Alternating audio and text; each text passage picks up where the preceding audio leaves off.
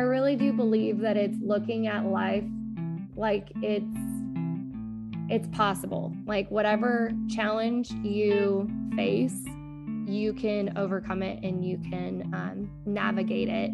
And especially as a believer in Jesus, like I know that whatever problem I face, I can do it, especially because I have him and I have Holy Spirit inside of me.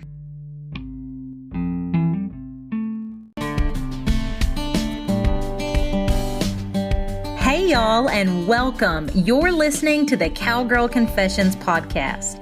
I'm your host, Dakota Dawn Johnson, small town cowgirl with Southern roots, blazing a trail as a Midwest ranch wife, mama, and businesswoman. The mission of Cowgirl Confessions is to share the wonderfully wild and Western life stories of cowgirls from all walks of life. We'll talk about the highs, the lows, and everything in between when it comes to navigating careers, cowboys, kids, and cattle. Legendary cowgirl Dale Evans said it best. Cowgirl is a pioneer spirit, a special brand of American courage. The cowgirl faces life head on, lives by her own lights, and makes no excuses. Cowgirls take stands. They speak up. They defend the things they hold dear. A cowgirl might be a rancher, a barrel racer, a bull rider, or an actress, but she's just as likely to be a checker at the local Winn-Dixie, a full-time mother, a banker, an attorney, or an astronaut. If you're into wet saddle blankets, talks with God, buckets full of laughter, and the life lessons learned in the process, kick off your boots and settle in. I pray these stories encourage, empower, and give you just the leg up you need. Here's to embracing the cowgirl state of mind, no matter how wild and Western life may get along the way.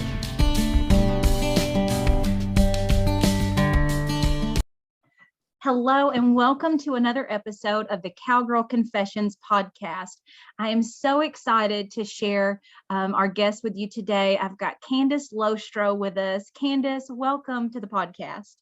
Thank you so much, Dakota. I'm so excited to sit down and chat with you. I've been looking forward to it. Yes, me too. I remember, when I first kind of found you was via social media.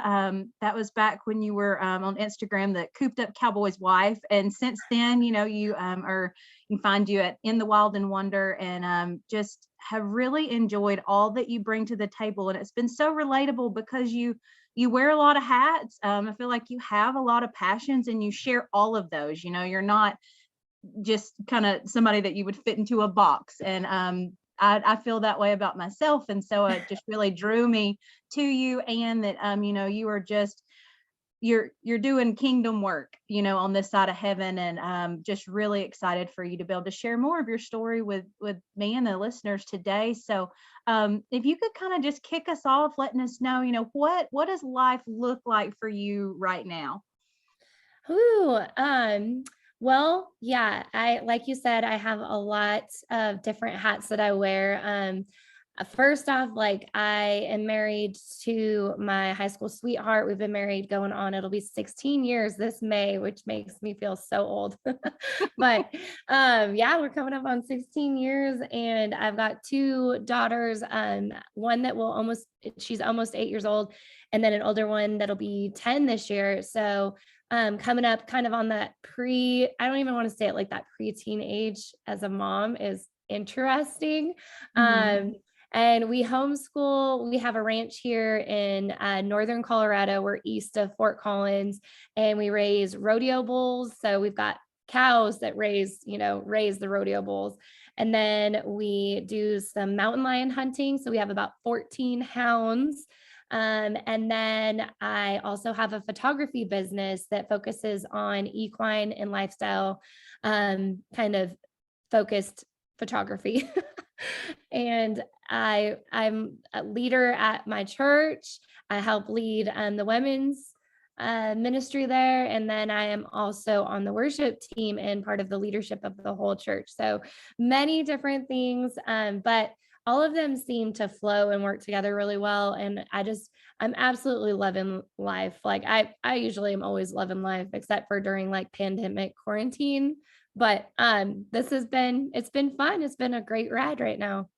So many things for us to unpack today, because you've got some really, special and different, things like we were talking about, hunting mountain lions and just, your rodeo background, raising bucking bulls, so much that I'm just intrigued by. And, within the Western industry, I feel like a lot of times people, they think, oh, well, y'all are all kind of in this same bucket. And while we are, there's so many different intricate details. And so let's, you said you're married to your high school sweetheart and everybody loves a good love story. So how about we start there? Well, we both grew up in youth rodeo, and we didn't go to school at the same school or anything like that, but we both started youth rodeo. And I remember meeting him when I was really young and not really into boys.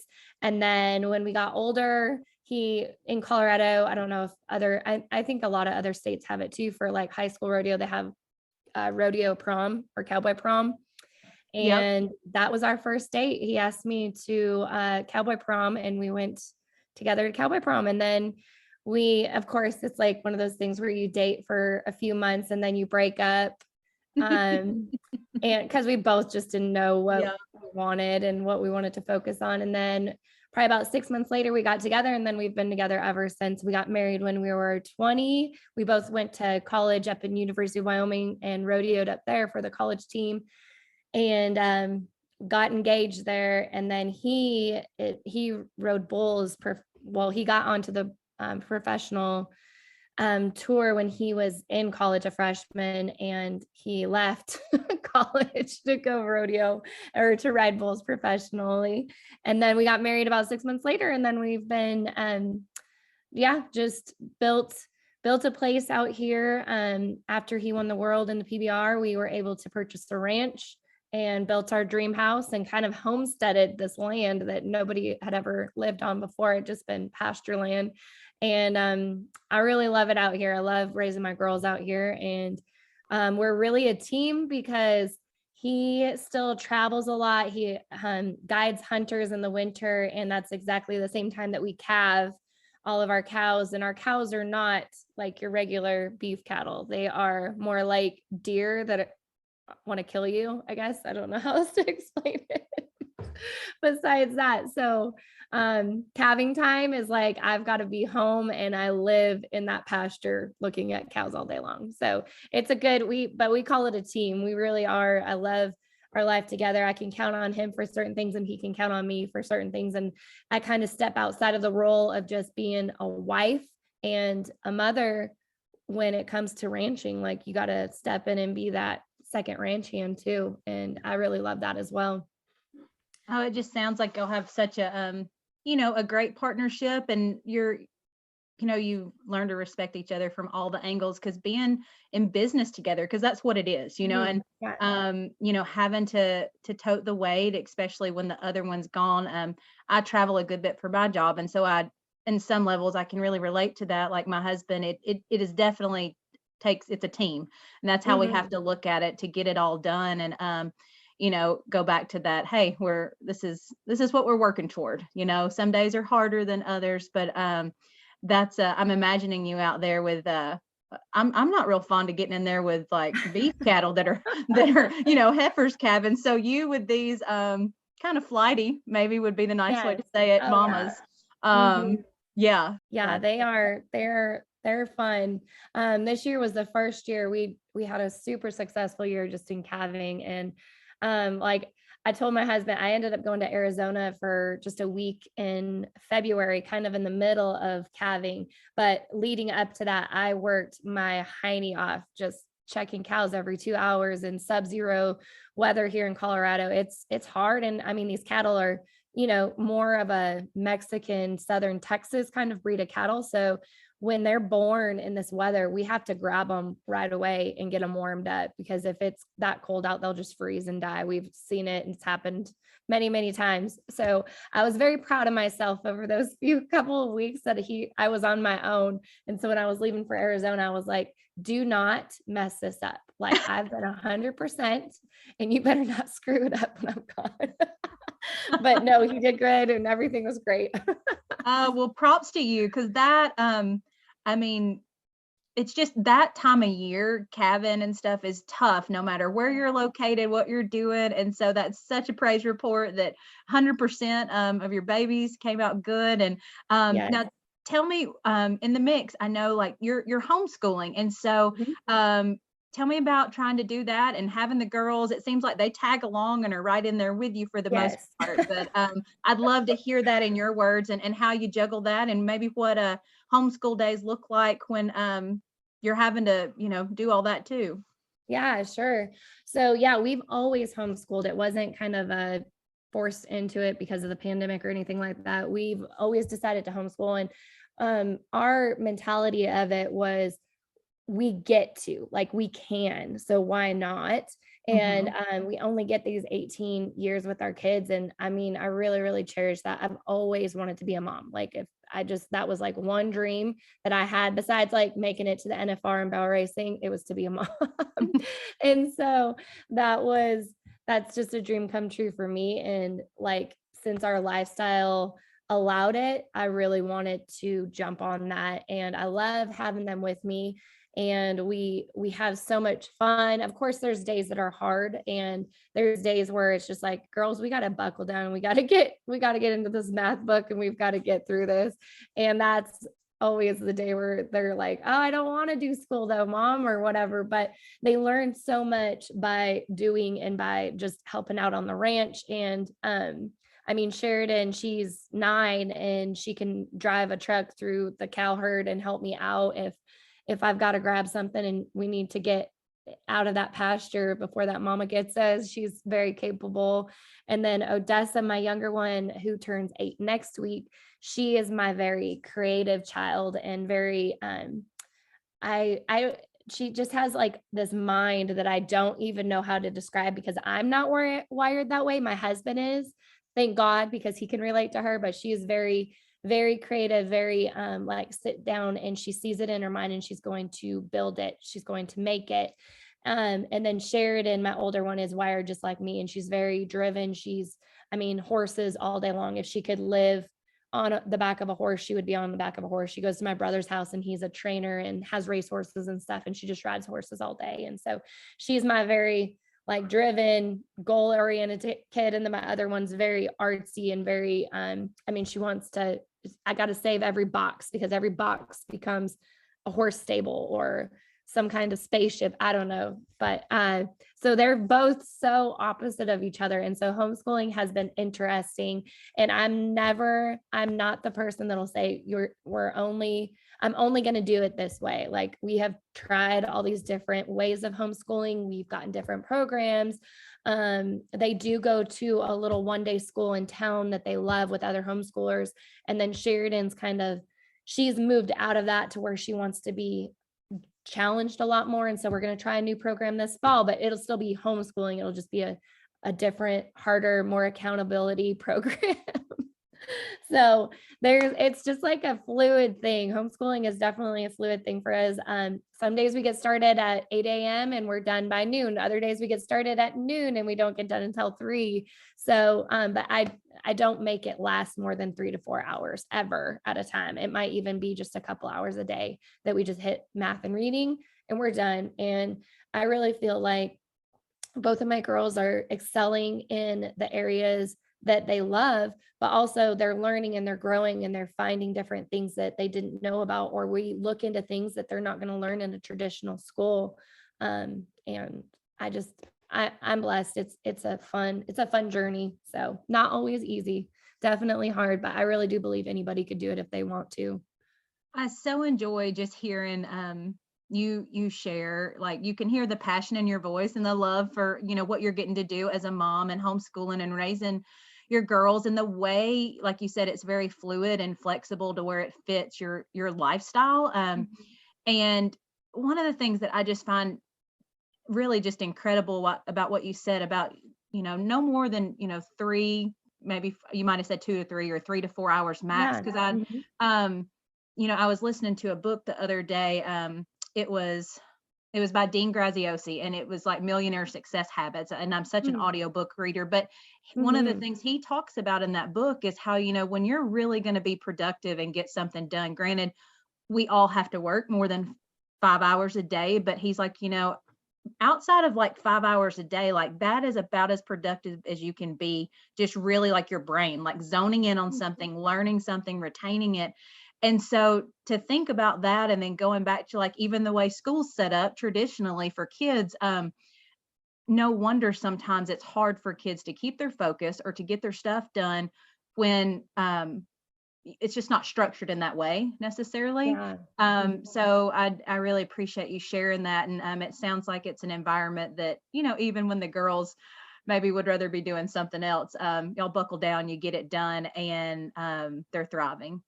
Yes, yep, I agree. I totally agree. And I mean, for Sheridan, since her hopes and dreams are to rodeo on an elite level someday too. And as a kid, there's plenty of youth rodeo options. And I mean, she just gets done and she's riding her horse when most kids are still just getting done with lunch and having to go to 3 or 4 more classes. And I grew up going to public school and wanting to just be home riding my horse before it got dark, during in the winter time and stuff like that. And so some days when she's just out there riding her horse, like I'll stop her, I'll ask her, I'm like, do you know what most kids are doing right now? And she's like, they're sitting in school. I'm like, yes, like you're done with school for the day and you're out here riding. This is a good life. Like, man, I wish I would have had this as a kid too. Yeah, well, and what a gift it is that you're already, whether she goes on, to rodeo professionally or she changes her mind, like the fact that you're not trying to crush that or take that away, like you're encouraging it, you're giving her the opportunity to get out there and get to work, Yeah. And as we were visiting earlier, will you share with our listeners more about the horsepower at y'all's place? Because I was so like, oh my gosh, this is so cool when you mentioned that, the girls have even been like training a couple of ranch horses in a mini to sell. So, Oh yes. Yeah, that mini horse. Well, so Sheridan, she's rode the mini horse a couple times now. I mean, more than that. She's rode it quite a few times, but that mini, she's 3 years old and she can be a little terror. Like, so she's like, Mom, I don't know. I might just get her to ground drive really well and sell her because she's kind of driving me nuts. So I have to preface it and say that she might not be as fully trained as Sheridan was hoping to get her, but she's still sweet and she's got good ground manners and everything like that. But she's like, Sheridan's starting to get too big for her. Her feet almost touch the ground. But we've got a few older horses. One of the paint horse that probably I post a lot of her riding, he is 22 and he was actually the horse that I college rodeoed on. So I ran barrels on him and tied goats off of him. And I mean, we've roped and dragged calves on him. He's been in the mountains. He's done a lot of different things and he's 22, but that does not slow him down. He is full of it still and scares Sheridan sometimes at times, like at a barrel race and stuff. Like he gets on the muscle and I'm like, girl, just be ready. Just be ready for first barrel. Do not get on his face at all. Just be ready. And then we've got her pony. So Sheridan loves to jump as well. And she's involved in like the pony club, I guess, program that is like, it's actually international. I did not grow up in that world of English riding and jumping and all of that. So it's been something that I've gotten introduced to, but her grandmother, Cody's mom, was part of all of that and kind of nurtured that love of jumping horses and English riding and stuff. And I love it because I really do believe that it's made her a really well-rounded rider. And Pony Club is amazing because they really test those girls and they have to test out into different levels and stuff, which in rodeo, we might have 4-H that's kind of like that, but like there's nothing like that in the rodeo world. Mhm. And so, I mean, she's learned so much and grown so much in that.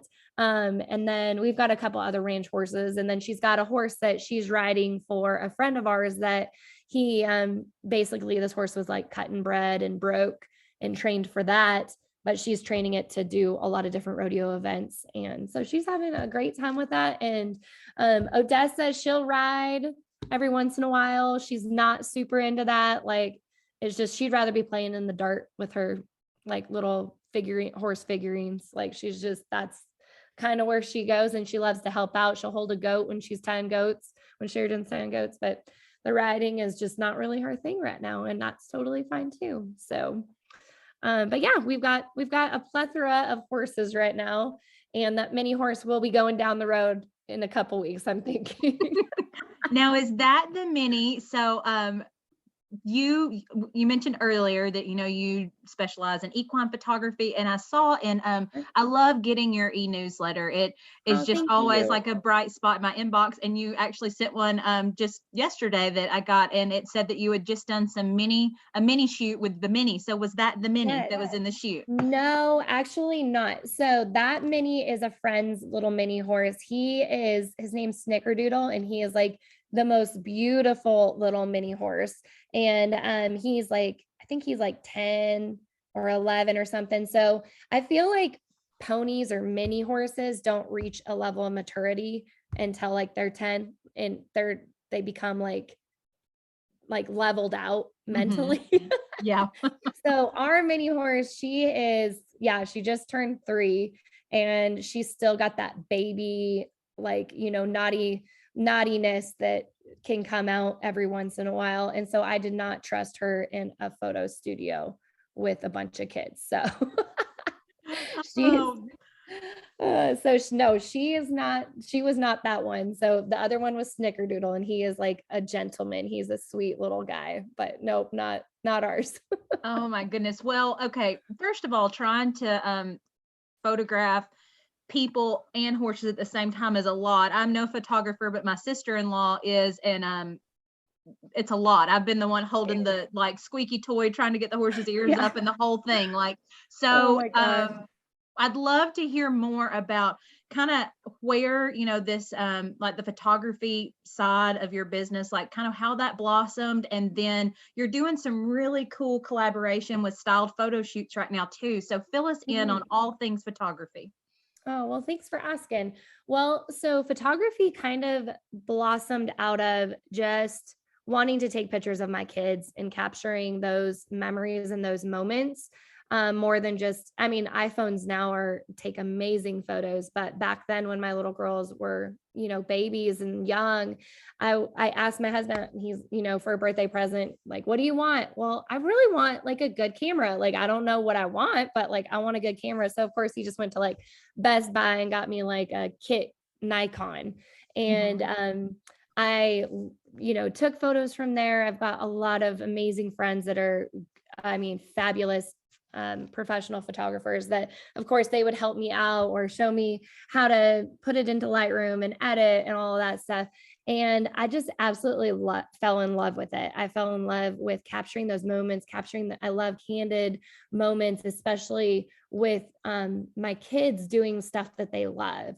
And most of that, revolved around horses and our lifestyle and the dogs and everything like that. And so that kind of I always say, I'm like when I turned it into an actual profession was accident. I didn't mean to. It was more of people started, they'll go on Facebook and be like, I'm in search of a photographer in Northern Colorado or whatever. Well, people started throwing my name out there, and then other people would message me, I didn't know you did this professionally, Candace. And I'm like, I don't, but maybe I should. And maybe I want to, maybe this is something that I really do enjoy.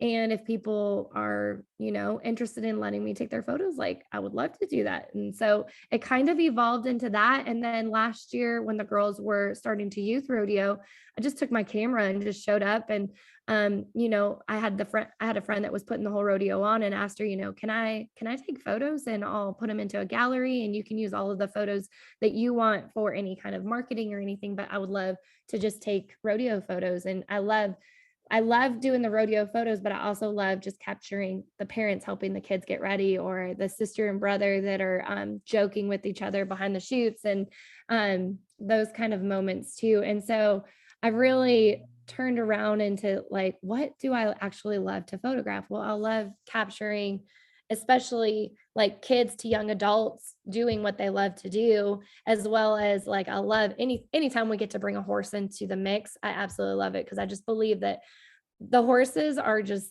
seriously, I've taken some pictures of a horse that you'd look at and be like, wow, that is the ugliest horse I've ever seen. But when you put them into a photo and you angle them just right, they look like the unicorn that you love them to be. And so that's kind of what it's turned into. And then I've Megan with Livewire Style. We live here close to each other. We've actually known each other since we were kids in youth rodeo as well. And we've worked with each other for probably the last 10 to 12 years on different things all over from other styled photo shoots to I mean, just like collaborating on so many, I don't even know, so many different things. We've just always had something going on with each other. And I really love working with her because she is so dang talented. I mean, the girl can see it in her mind and build the dress. She can put stuff together. I don't have that creative mind that can put clothing together and accessories and just make it look so amazing. And so she and I kind of collaborated on a couple of styled packages, and we've been getting to do that. And it's so dang fun. We just did one for Peyton with Peyton's Project Runway, which will be out at the PBR finals. They do a huge fashion show charity production, and we got to help with all the marketing for that and take the photographs for that, and we had a blast. So I'm having so much fun, and it really works well with my lifestyle with ranching and being a homeschool mom and everything like that. I can set up all of the photo shoots around our days and just make it work really, really well with what we've got going on in life.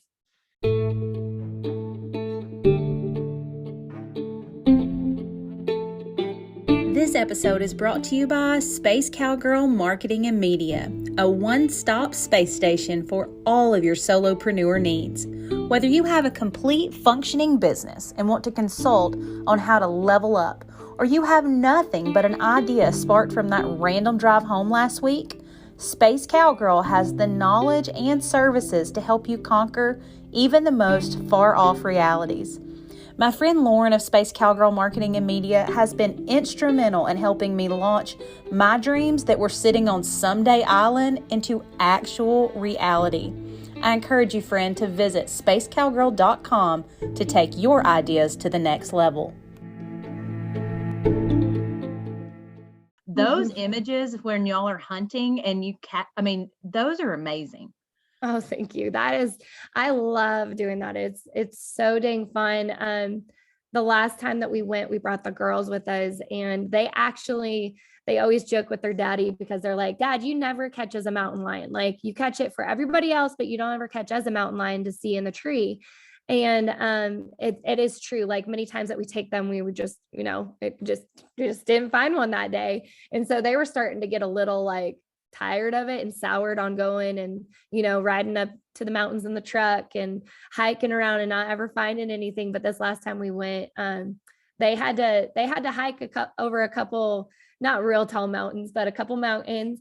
And then where we caught this cat in a tree, it was legit scary to take children through what we were climbing down into in this canyon. And I mean, slick rocks, and it was very, very steep, but they had so much fun. They loved getting to see that cat in the tree. And I love taking pictures. That tree, a couple times it's been a little bit hard to get pictures, just because it's such a thick wooded area, but I absolutely love taking hunting pictures too. And that's part of definitely something that I'd love to do more of.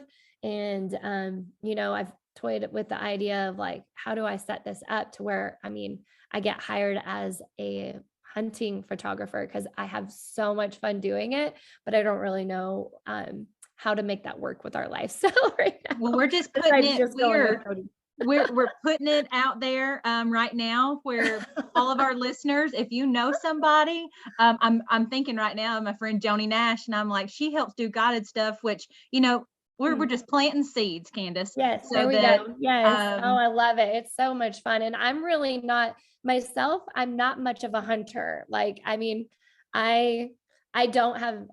glad that my freezer is full of wild game, and I'm so thankful for it, but it's not really my passion. But I love documenting it, and I love taking photographs of it. And I mean, we've talked about even setting up like a YouTube channel and kind of just taking it on our hunts and just going through that, because we just really love documenting it and educating people on it. I was just in downtown Fort Collins the other day and met a lady and got to tell her about our dogs and show her what we do. And I mean, in lion hunting in Colorado is very, very protected. It is not a free for all. These cats are widely protected, and we have a big population of cats in the state.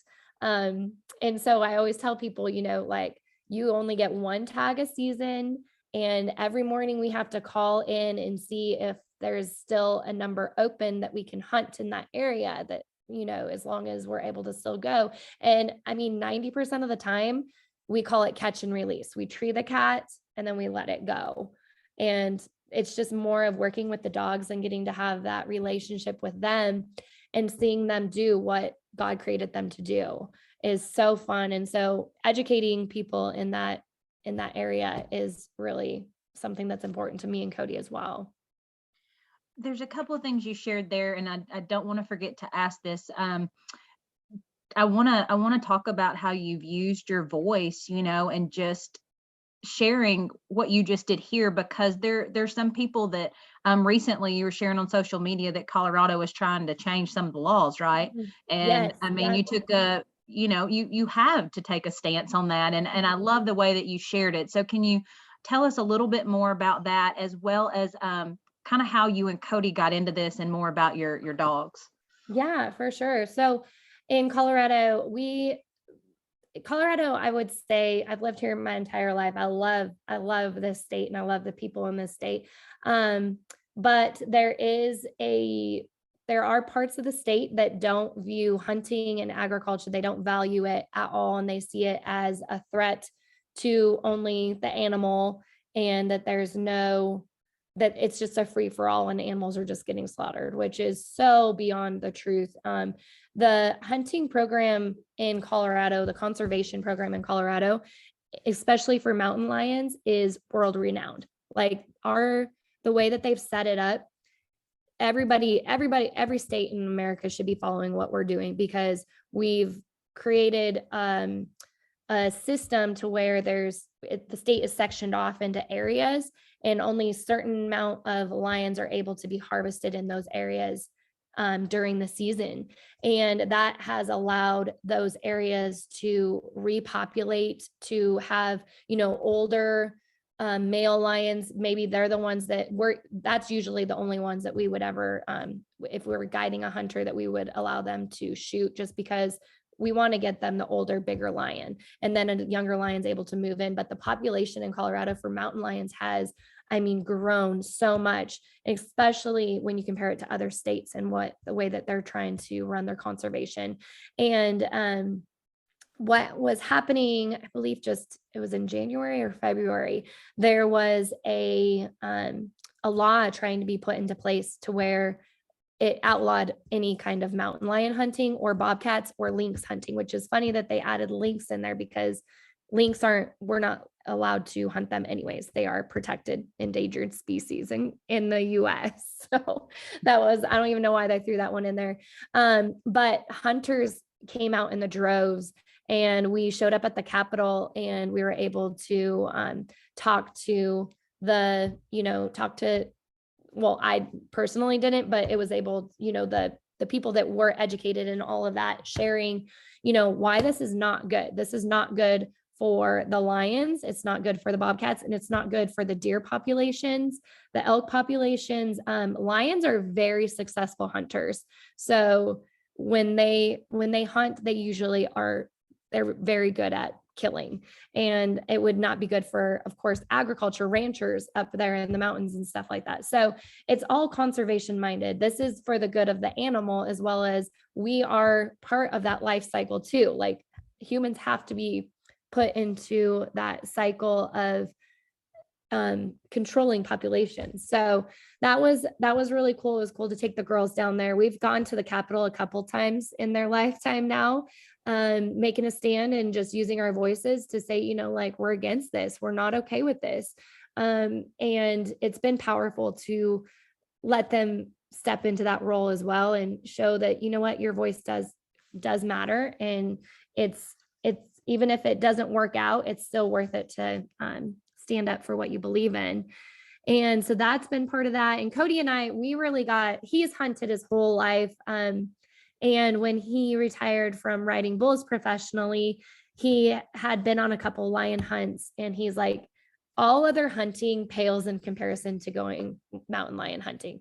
Like, it is so fun from the minute that you let the dogs out of the box on a track until the moment you catch the lion in the tree. Like, and that can be hours and hours in between there, but it is just an adrenaline rush and fun. And since he was a professional bull rider, he's kind of addicted to adrenaline. And that's been kind of the crossover for him. So we got 4 hound dogs from Shorty Gorham, who fights bulls professionally in the PBR. And then we've just kind of grown from that, and we've raised a litter of pups that are working out really well. And so it's been so much fun. I absolutely love it. Oh my goodness. That's when you were talking about the adrenaline rush and everything, I'm like, yeah, you talk about, I mean, whew, gonna need to say some prayers, you know? Yeah, no, it's a great time. I don't really ever feel, even, and I bring my kids on those hunts, I don't ever feel like we're in danger of like a lion coming after us. It's more of a falling down this cliff. So that's more of the dangerous part. Oh goodness. Well, you know, it's so appropriate, like when you're branding In the Wild and Wander, because there's so much that you know, you're going out and just room for imagination and creativity. And I just love that. And more than anything, how you share, you know, the story of Jesus and your testimony with people, and just how, you know, you look to God every day, because it's in such a inviting way that I feel like anybody, whether they know God, they don't, or maybe they're interested or don't even know they're interested, but they read one of your posts and it just comes across so authentic, because that's the way you live. And if you could share more with us, just kind of, you've got a background in ministry and how that has, you know, really evolved over the years. Oh yeah.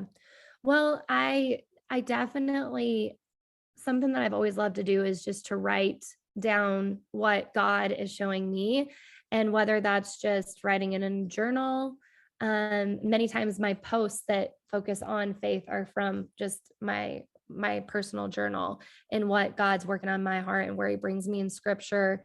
And I really feel like if I can teach what I can teach my girls is what I can teach the world or teach at our church. So if I can't break it down simple enough for them to understand, then I have no business sharing it with anybody else.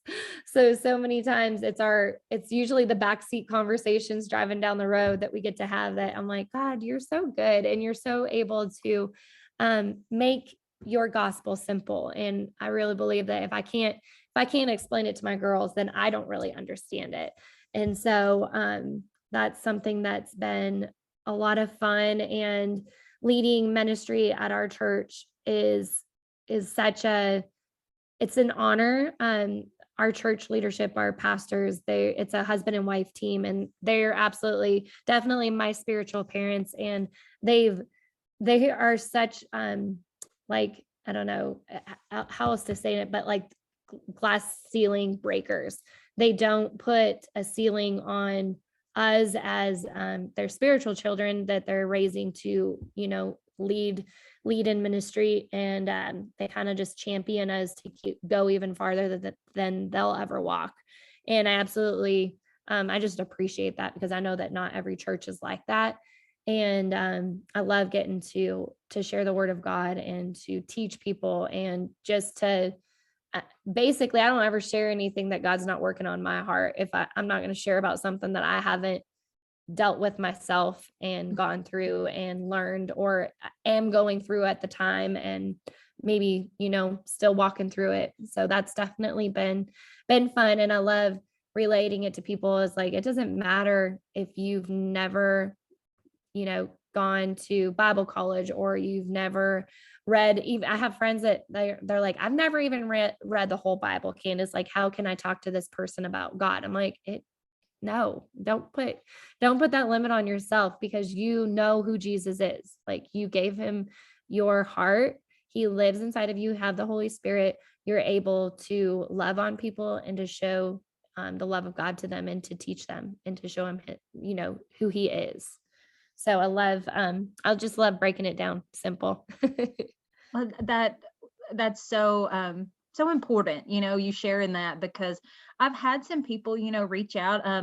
Obviously, like this podcast didn't start as, in my mind, like as something that was going to, it was a way to share stories. And so many Mhm. people that, are on here, they shared their love for God, and share their testimonies in a way, and how they're, he's working in their life. But through it, it's really kind of become more of a, I feel like God's using me in this way to produce this podcast, to have people share their stories like you are right now, and sharing what Yeah. he's doing in their life. And Yes. so there's been some different listeners that have reached out and just said, hey, this was my dose of God today. This is, my brother, I sent him this podcast to listen to. And I'm thinking, oh, your brother wanted to listen to a Cowgirl Confessions podcast. And they're like, but there was something that the lady, somebody shared, just Yeah. like you did, that it was a way that it could work in somebody's life that maybe, doesn't know God, or maybe doesn't have great, hasn't had great experiences maybe with some people that have shared it before. So I think that's why what you said is so important, that for one, let's keep it simple to where we can, in a way that we can understand it and share it with others. But also, like, there's people that aren't going to relate to somebody because they feel like, well, if they've read the Bible, they're probably not going to, they've read the whole Bible, they may not, be able to relate to me because I haven't. So I think it's just everything you said, just so important to, however God's working on you, it's important for you to share that. Oh yeah, for sure. And I feel like, I mean, I think that that's where what God wanted from the start was that his message is simple. It's man that makes it, tries to, make it fluffy and make it confusing and divisive and all of these different things, when Jesus didn't want that from the start. So that's been something that God's just continued to put on my heart. Like, make it simple, don't make it so hard. But also know that, like, your walk of faith isn't easy. And just because I'm saying that it's simple isn't mean that it's easy. It's still going to be a battle that we're going to be walking through. And I just I feel like people, though, that are in the Western way of life, and that ranching or cowboy or rodeo or anything like that, they can relate to that so easily. Like, my pastors, they got saved, through like cowboy church, that rodeos. And that's the same for me. I grew up Catholic, but I didn't get saved in the Catholic church. I got saved at cowboy church. And same for my husband. And I feel like we're able to make it simple. And I really do believe that like that's the way that God wanted it. And he wants to make it to where, you don't have to have all these letters after your name to share my word and to preach my gospel. So that's something definitely that I take to heart. Yeah, well, and you mentioned that a lot of sometimes what you share on like your Instagram posts and all is from just like your personal journal. I'm curious, Candace, do you have kind of a morning routine or some type of ritual that you're doing where you're spending time with God, that or some books you're reading, anything like that that you could share with us for encouragement? Yes. Well, an ideal morning, of course, is like waking up early and diving into the word. But sometimes that, I'm just going to be honest, it doesn't happen. Sometimes it's, get on and I'm looking at an email and then I dive into work right away, or I get distracted with something on social media. And so I'm just going to preface that and say that I am not the most disciplined, strict person when it comes to a morning routine right now. But I really do, like, when I can open my Bible and I put my notebook down, or if I do Bible studies, every couple times of a year. If I've got that going on, I love that time as well. but I really do love just like choosing a book of the Bible and just diving into it, and then having my notebook right close. And so I can take notes, or if God gives me something more, I can write more about it. Or, I mean, my journal, it's honestly just like a little, like, one of those composition notebooks. It's nothing special or anything like that. And I mean, I write out so many different things. I put all my sermon notes in there. So there's these notebooks all over the place that I probably need to compile a little bit more. But so that's kind of what I got going on for that quiet time in the mornings. But many times, I mean, God speaks to me in podcasts that I'm listening to or books that I'm reading. I like personally, I'm like trying to think of what books I'm even reading right now, because I'm usually reading like 3 or 4 books at a time. And they range from like nonfiction to like one that's like growing me spiritually to one that's like teaching me, like business wise or anything like that. Candace, I feel like we have just brushed the surface, friend, and we're I want to be mindful of your time. I know you have so much to do. Before we wrap this up today, I just want to know, what does the cowgirl state of mind? What does that phrase mean to you? I love that question, and I really do believe that it's looking at life like it's possible. Like whatever challenge you face, you can overcome it and you can navigate it. And especially as a believer in Jesus, like I know that whatever problem I face, I can do it, especially because I have him and I have Holy Spirit inside of me. And so I really believe that a cowgirl state of mind is one that is like, you know what? This is hard. This is not going to be fun, but we're going to get through it and we're going to make it through it. And I really believe that that's where the transformation comes. And sometimes climbing the mountain is the more rewarding part to then even just getting to the top of the mountain. And so I really believe like just that grit that comes with like, I'm going to face this challenge and I'm going to overcome it and it's going to be all right. And I'm going to help others along the way. So good. You're just a light, and I'm grateful that you've taken time to come on here and share part of your story today. How can everybody connect with you and get signed up, for your emails and things like that? Oh yeah. So, I mean, I'm usually on Instagram at In the Wild and Wonder. And in my link there, my bio, there's a link to sign up for my email newsletter. I've got a website at www.inthewildandwonder.com as well. And that's more of showcasing my photography and all of that. But yeah, mostly just Instagram, showing all of our journeys there with homeschooling and hunting and ranch life. I love to show that, and I love to document that. And I mean, I know that social media can be a blessing and a curse, but I really do believe it's what we make it and what we share. And if you're out there, complaining and making it something else, that is not what I do. I love to just show the light and show the joy of what is going on in our lives and stuff like that. So that is probably the best place to find me at. Perfect. Well, yeah, you bring that to the table and so much more. And so you guys, if you're not already following Candace on Instagram, make sure and go and do that. And then make her one of your favorites so that, her stuff pops up in your feed. I just recently realized you could even do that. And I was like, yeah, I need to go do that. I kind of forgot about that. I was learning about it the other day. Yeah. Well, Candace, thank you again. I just wish you the best in all that you're doing. I will be praying for you in this, continuing your journey for growing your photography and just your reach. Oh, I so appreciate that. And right back at you, sister. I love what you're doing here. Thank you for spending your time with me on the Cowgirl Confessions podcast. I'm so glad y'all stopped by. If you could take a moment to share this episode and tag us on social media, I'd be happier than a cowgirl in a sea of buy one, get one vintage turquoise. Subscribe to make sure you don't miss an episode. New episodes will be released bi-monthly.